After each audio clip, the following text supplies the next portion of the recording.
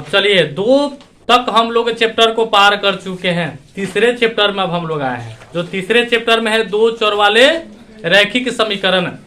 तो 2 चर वाले कहने का मतलब है कि इसमें 2 चर होगा, क्या x और y होगा, p और q होगा, यानी कि एक साथ रहेगा। ठीक है, x और y यानी कि कोई भी चर हो 2 होगा।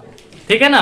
तो 2 चर वाले रैखिक समीकरण को हम लोग को पढ़ना है इसमें, जो कि ग्राफ जो दिया हुआ था तो ग्राफ के बारे में भी बता चुके हैं।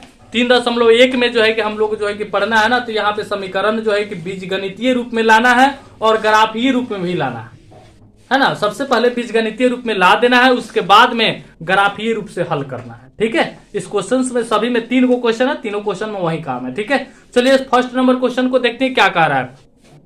कह रहा है कि अफ्ताब अपनी पुत्री से कहता है, एक अफ्ताब है, व्यक्ति है, वो अपनी पुत्री से कहता है कि 7 वर्ष पूर्व मैं तुमसे 7 गुनी आयु का था, है ना। 7 वर्ष पूर्व मैं तुमसे 7 गुनी आयु का था, अब से 3 वर्ष बाद मैं तुमसे केवल 3 गुनी आयु का रह जाऊंगा। तो क्या यह मनोरंजक है? यानी कि देखा जाता है तो क्या इस स्थिति को बीजगणितीय एवं ग्राफीय रूप में व्यक्त कीजिए, है ना। इसको कह रहा है कि इस स्थिति को बीजगणितीय एवं ग्राफीय रूप में व्यक्त कीजिए। तो सबसे पहले बीजगणितीय रूप में व्यक्त करना है, उसके बाद बीजगणितीय रूप में जब आ जाएगा तो इसको ग्राफ में प्रदर्शित कर देना है। ठीक है, तो चलिए सबसे पहले बीजगणितीय रूप में व्यक्त करने के लिए बनाते हैं। तो अफ्ताब जो है, अफ्ताब अपनी पुत्री से कहता है। तो सबसे पहले दोनों का उम्र जो है कि मालूम मेरे पास नहीं है कि कितना उम्र है, तो दोनों का उम्र हम लोग क्या करेंगे, मानेंगे। तो लिखेंगे माना कि अफ्ताब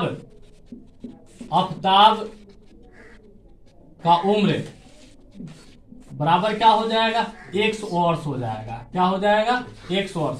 ठीक है, उसकी पुत्री का उम्र, उसकी पुत्री का भी उम्र मेरे पास मालूम नहीं है, तो उसकी पुत्री का उम्र मानेंगे तो क्या हो जाएगा, y वर्ष मानेंगे। ठीक है, आप देखिए क्या कह रहा है कि 7 वर्ष पूर्व, जब देखिए पूर्व कहेगा ना, पूर्व का मतलब होता है पहले, तो यहां पर हम लोग क्या करेंगे, माइनस कर देंगे। ठीक है, और कहेगा पश्चात, कहीं कहीं पश्चात कहता है, और पश्चात का मतलब होता है कि बाद, तो यहां पर हम लोग क्या कर देंगे, प्लस कर देंगे। ठीक है, तो कह रहा है कि 7 वर्ष पूर्व, तो यहाँ पे लिखेंगे 7 वर्ष पूर्व, यहाँ पे लिखना है 7 वर्ष पूर्व।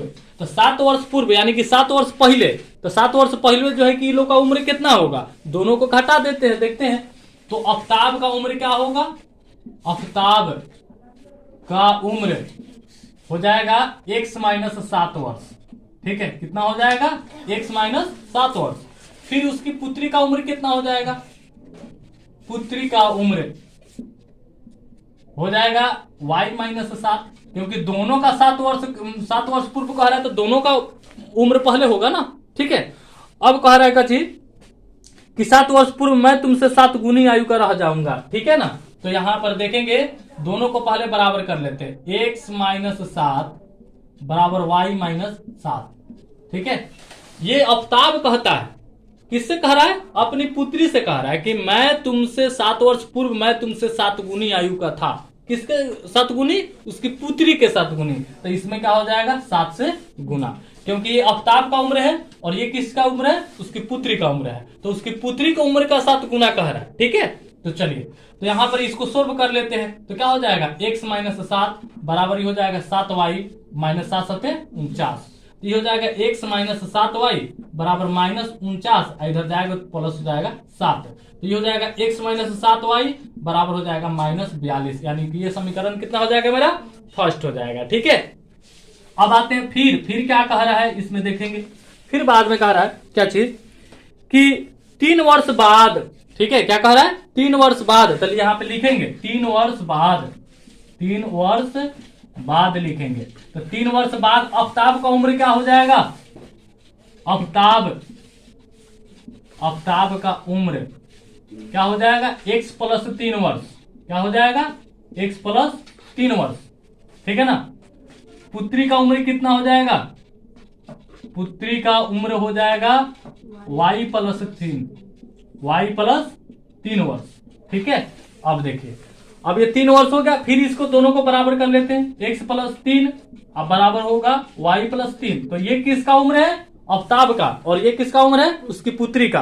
तो अब कह रहा है कि 3 वर्ष बाद मैं तुमसे केवल 3 गुनी आयु का रह जाऊंगा। तुमसे, आफ्ताब कह रहा है कि तुमसे, किससे कह रहा है? पुत्री से कह रहा है कि मैं तुमसे केवल 3 गुनी आयु का रह जाऊंगा, यानी कि ये 3 गुनी से यानी कि गुना करना है। ठीक है, तो यहां पर क्या हो जाएगा? x प्लस 3 बराबर 3y प्लस 3 तिहाई 9।